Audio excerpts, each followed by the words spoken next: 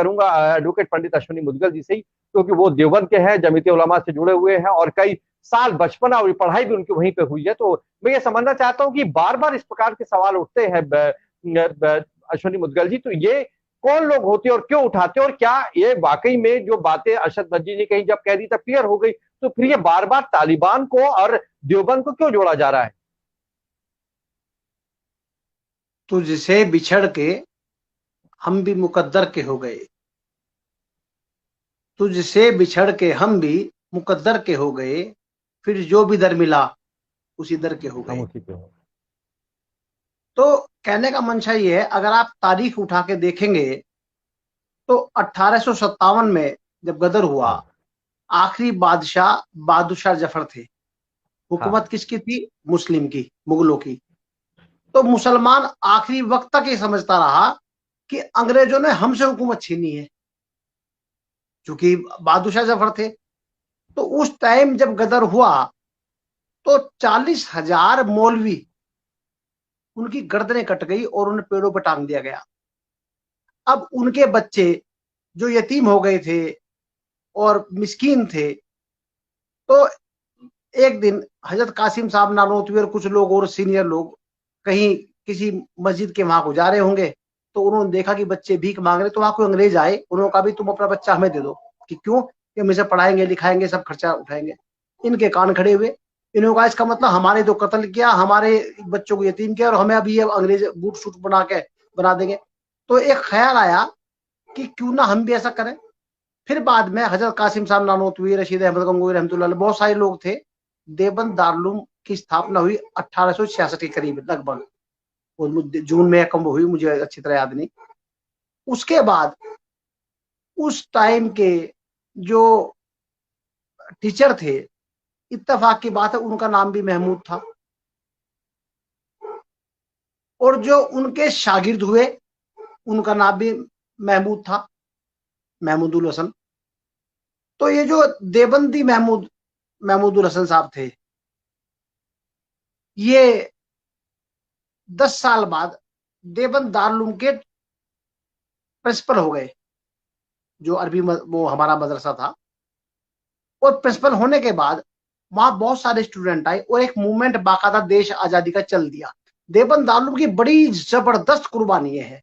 रेशमी रुमाल की तहरीक, चूंकि लोग तो जानते नहीं कि रेशमी रुमाल क्या था, उसकी तहरीक क्या थी, ओबेदुल्ला सिंधी कौन थे, हामिदुल्ला गाजी कौन थे, मोहम्मद इब्न अंसारी कौन थे। उन्हें लोगों को मुस्लिम, चूंकि मुस्लिमों का अपना मामला है कि वो बेचारे अपना प्रचार प्रसार कर ही नहीं पाते, बता ही नहीं पाते अपनी बात को, कि भाई शाहनवाज मिर्जा महमूद कौन थे, मीर नवाब का जो कौन थे।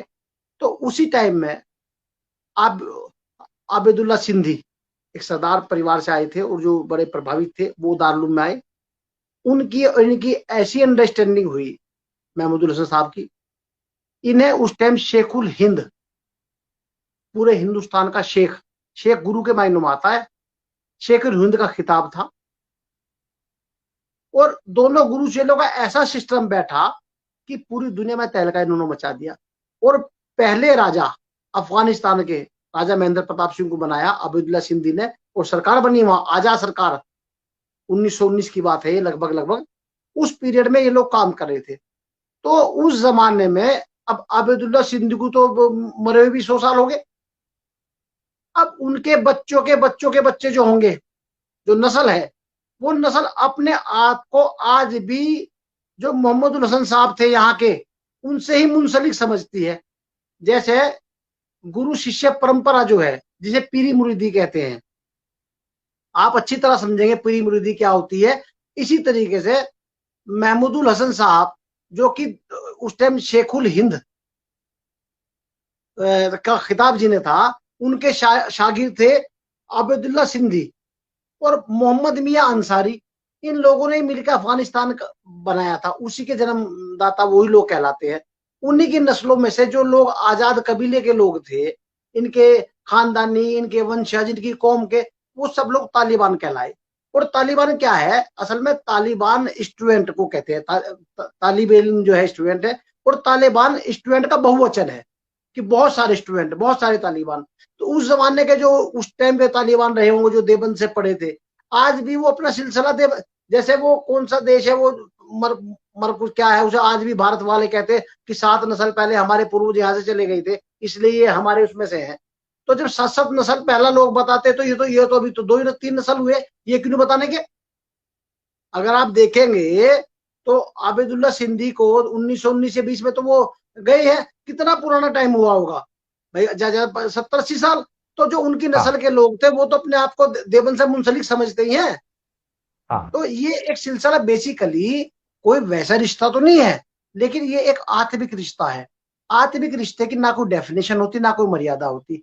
अब जो गुरु शिष्य परंपरा है, उस गुरु शिष्य परंपरा में कोई धार्मिक अधिकार जो है वो तो एक आत्मिक रूप से है कि भाई फला गुरु ने फला को नाम दाम का अधिकार दे दिया, कहना वो उससे बैत है, बैत के माने उसका उत्तराधिकारी है।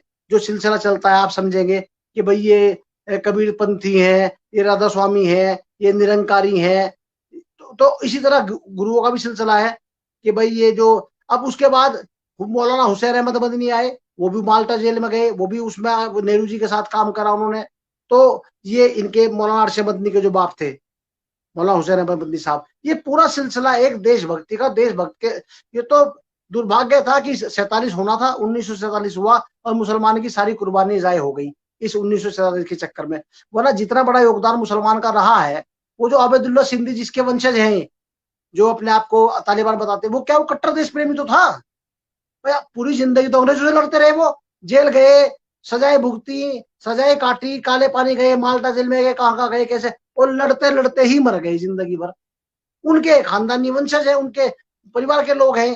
तो उस हिसाब से जो है, अगर आप देखेंगे एक अंदाज जो है, जो जुनून और जो देशभक्ति का जज्बा है, देखिए ये दुनिया का दस्तूर है।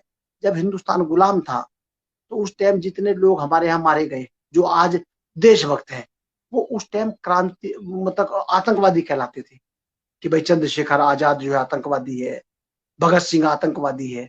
इसीलिए तो महात्मा गांधी ने कह भी दिया था कि आतंकवादी, मैं इनकी पैरवी नहीं करूंगा। कल का आतंकवादी जब देश आजाद होता है तो उसके बाद का देश प्रेमी और मतलब ये समझिए कि वो माना जाता है कि भाई ये हीरो है।